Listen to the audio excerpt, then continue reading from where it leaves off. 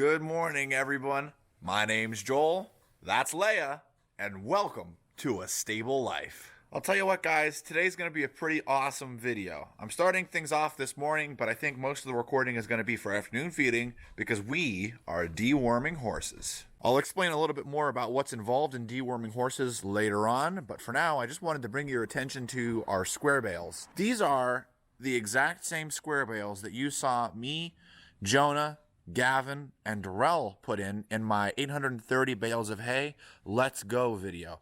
If you guys haven't had the opportunity to check that out, it's actually pretty neat. It goes in depth and talks about how we get this hay from one of our storage barns and bring it on over and put it in our stable for us to use. The reason why is because of our use of round bales. We have been using round bales to feed the majority of our hay, and these square bales are simply here for use for inside the barn. Neat little fact for you guys is if you see this little hole right here, this was actually the exact same height as the rest of the hay. All that hay that was the same level got taken out during that one period of almost a week, was around 5 days, that the horses were kept in. With them being in their stalls, we were only able to feed them square bales, and that's how much hay we went through. It wasn't something we were expecting, but that's why we have more square bales than we anticipated to use for situations like that. So today we actually have a few interesting things going on. To start, we have Kirsten, who's actually going to be taking her horse Suede to the trainers. Today we're heading off to the trainers for a lesson.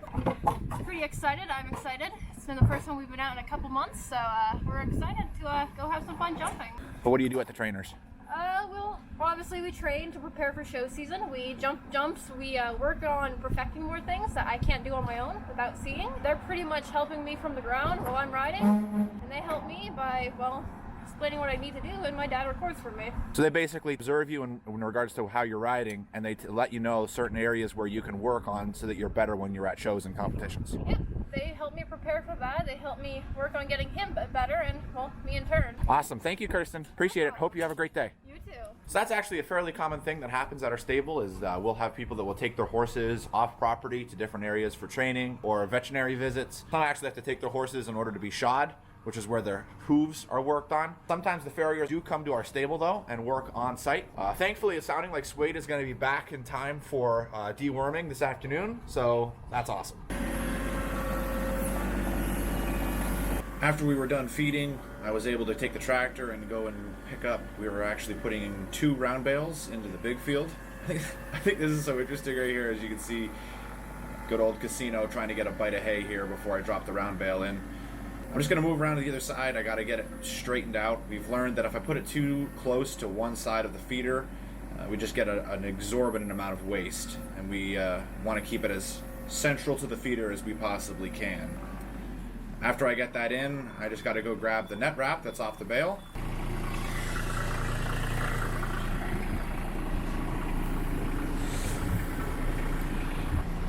We're gonna say hi to Falcon here, and then we're going to go ahead and put in the next bale.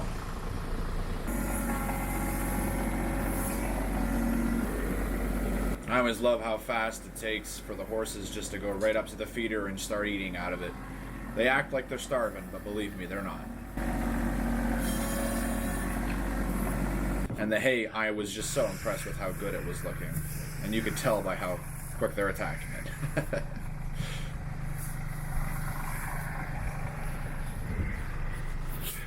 This was something that really blew my mind. Was midday between feedings, we had a huge snow squall come through, dropping snow at a rate of over 4 inches per hour. It was major whiteout conditions. It was something to behold, that's for sure. Hey everybody, and welcome to afternoon feeding. Now this is actually really exciting. This is actually a pretty big event, and it changes feeding quite a lot. So I'm going to walk you guys through the process of what's involved when we need to deworm our horses. Now, for deworming our horses, it is a 2-man job, which means I'm going to have my mom here to help me out today. You excited, Mom? Always excited about worming horses. Deworming horses.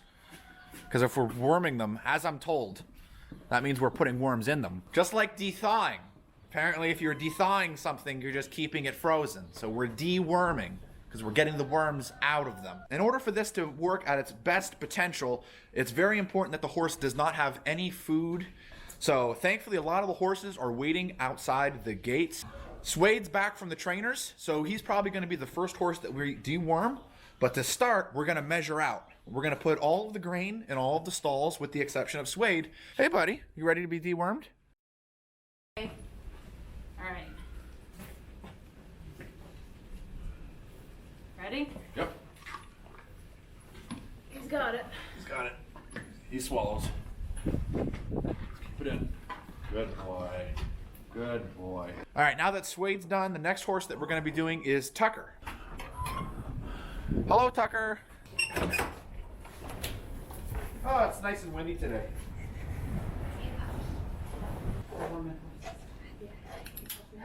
Now, interestingly enough, before we deworm Tucker, we actually have to weigh him. So that way we make sure that he's getting the right amount because the wormer that they get is based on their weight. Generally speaking, when I'm weighing a horse, I can just look at their body and basically I focus on the size of their neck and the size of their barrel around the belly and the length of their body. And I take that into consideration and that helps me come up with a generalization of how much they weigh. But we're going to show you how you can do it with a weigh tape so that you don't have to guess. So this weigh tape basically, like a saddle, goes right around their belly. Okay. All right. Do you have a big enough weight tape? No.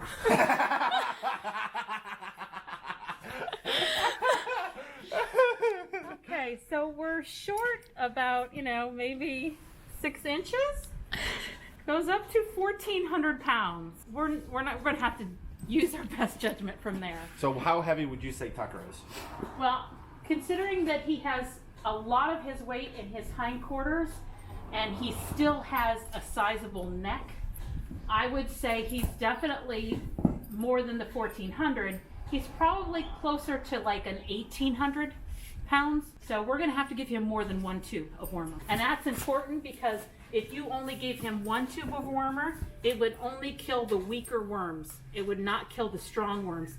And that would actually be worse for the horse, not better. So this is what we're using here. So as you see on the bottom, it says that it takes a 1,500 pound horse for this tube. It's like right under the Thermometer. All right, so you gotta hold it. Yep, saw that going. That was almost on my head. Did you get that? Yes, I did. I was like, oh no. Just a little bit more. We're gonna just give you a little bit more, okay? Yeah. Oh, good boy. Good boy. So the dewormer that we're actually using is made up of 2 active ingredients, moxidectin and praziquantel. We actually normally this time of year would use ivermectin, but interestingly enough, we weren't able to get any ivermectin because our main supplier that supplies us with the dewormer was completely sold out of ivermectin. So we weren't able to use that. So we have to use something different. And we're going to give the moxidectin and the praziquantel a try. This is something that's new. However, we're told that it's a boticide that works very well for tapeworms. And in case I just confused you there, the boticide is mainly used for killing bots. Because it has both moxidectin and praziquantel, it also works good for large roundworms and tapeworms. We can't let all of the horses in because they will go all in, go all to their stalls, and AKA chaos. Right, Mom? Nothing but chaos. And we also don't want them to have anything in their mouth when we worm them because that helps them to spit it out. And we don't want them to spit the wormer out. And yes, in case you were wondering, both Buster and Rocky are also getting dewormed today. Okay, so to start, what we're going to do is we're going to let the horses in, and then after they all come in, we're going to close this gate so that they are inside this lower arena. And then I will come in with our universal halter and lead rope and grab one horse at a time, and then we'll take them inside the stable where they will be dewormed, and then we release them to their stall and close the door. And that's just the way that it works, is we have to do it one at a time. Okay. All right, now Mom, how much are you going to be giving the donkeys? You want to use the weight tape on them? They're going to be big, that's for sure. We're gonna go to too small, right? No, it measures. Okay, you are not gonna believe. He is 114 pounds. So there's measurements on the side here that tell us how much we should give them according to their weight. So we're gonna give him 150 pounds. It's okay. Yes. Have they been wormed before? Yeah. Okay. It's okay, come here. Open your mouth. Wow, you are They are donkeys, Mom. Do you want me to hold them? Oh, I got it in now. Okay.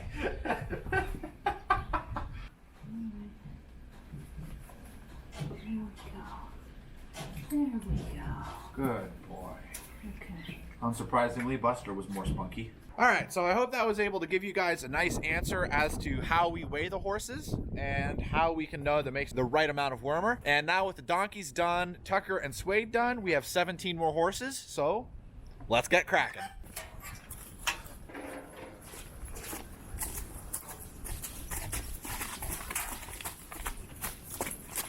Okay.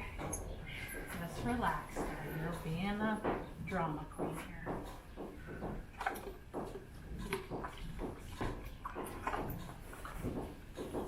Oh, good Lord, stop. So how many times a year do we need to do this? Well, it really depends on your situation. Last year, we took on 2 new horses that brought more worms into the barn, so we wormed more often than we normally do it. So it's really situational. Some years you'll worm 2 to 3 times. Some years you may worm even up to 6 times. You have to do it depending on how many worms your horses have.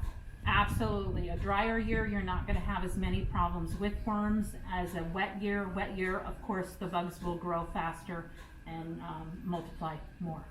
So something that you'll notice as you're seeing here is that for certain horses, I'm putting my hand on top of their nose. And for most of the horses, I'm putting my hand underneath their nose.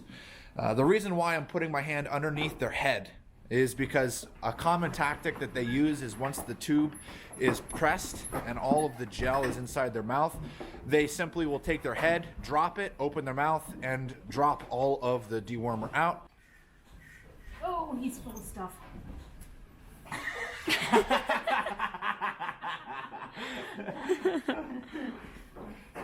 That's not wormer.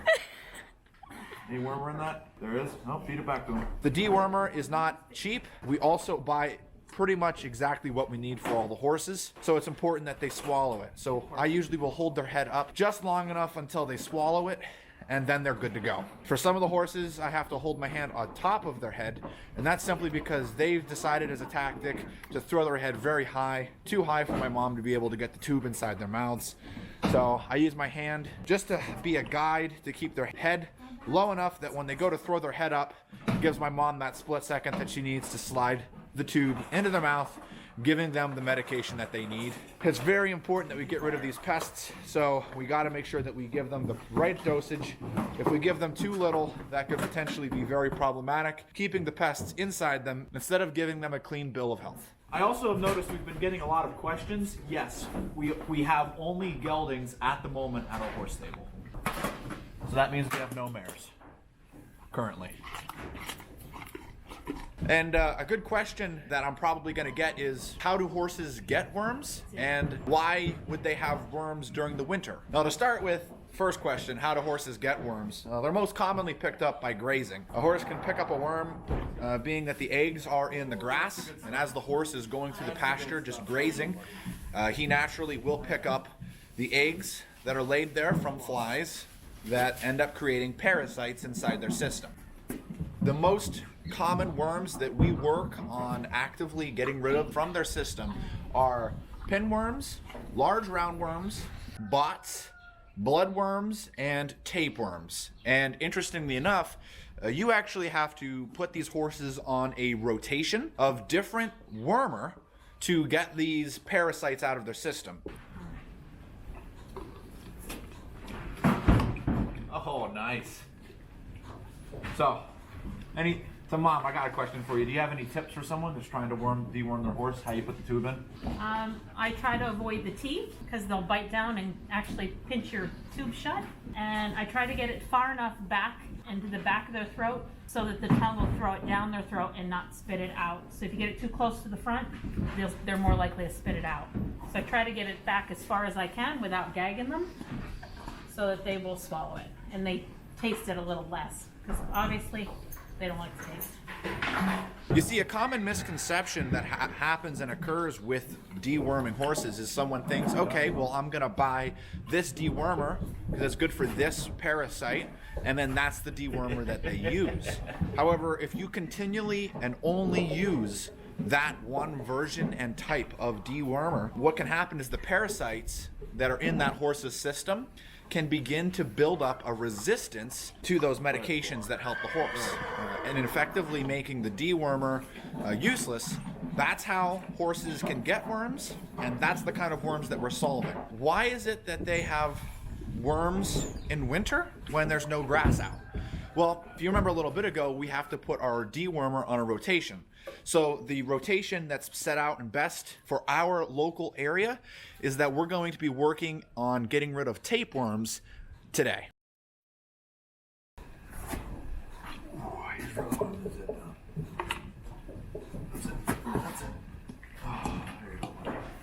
Good boy. Good boy.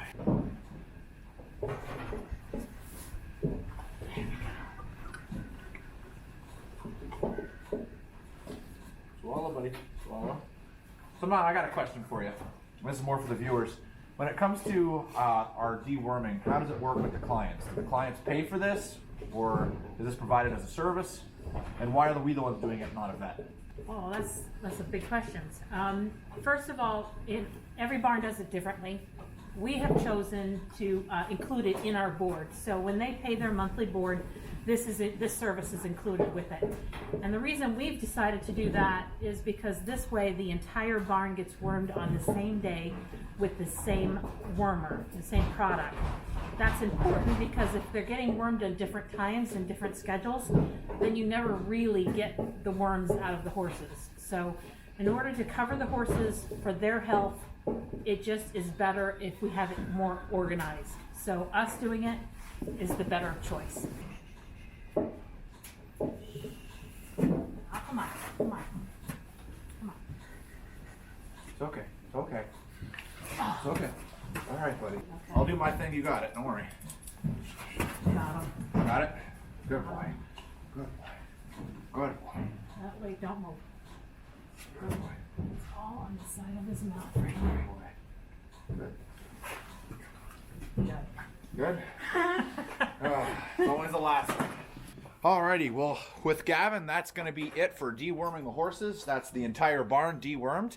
Because we have round bales, I don't have to worry about taking hay out, so I'm going to get the pasture set up for Poncho. Speaking of, he's ready to be turned out, and we can wrap this up. All things considered, I'd say that went very well. Now, when it comes for us turning out the horses, I'm going to be turning them out a little slower than normal, just because the wormer makes them thirsty. So I want to make sure that they have plenty of opportunity to get and drink as much water as they would like. So this means that I'm going to be turning out 2 to 3 horses at a time into each pasture. It's a lot more running around for me, but it does give them time to get a drink, which ensures that they won't be upset or, well, I mean, if you had all that stuff in your mouth, you'd want to drink just as much as they would, so. And I mean, let's be honest, you saw the reaction to most of it. It definitely doesn't taste as good as you'd like it to. Them getting a good drink also helps wash the wormer down into their system. So I'm going to give Rebel and Falcon a little bit of time here to get a drink. Poncho actually just finished getting a big drink out of that water trough. And we also have the big trough filling with water. And I would love to record me turning all of them out piece by piece, but with it being cold and with us doing a lot of extra recording for the deworming the horses, my battery only has enough left for me to pretty much record the end of this video. All of the horses are let out. Thank you so very much for watching. If you haven't, I'd really appreciate it if you hit that like button. And I hope that I was able to earn your subscription throughout this video. Ask any questions that you guys would like. I do my best to answer them down in the comment section below. And as always, I'll see you in the next one.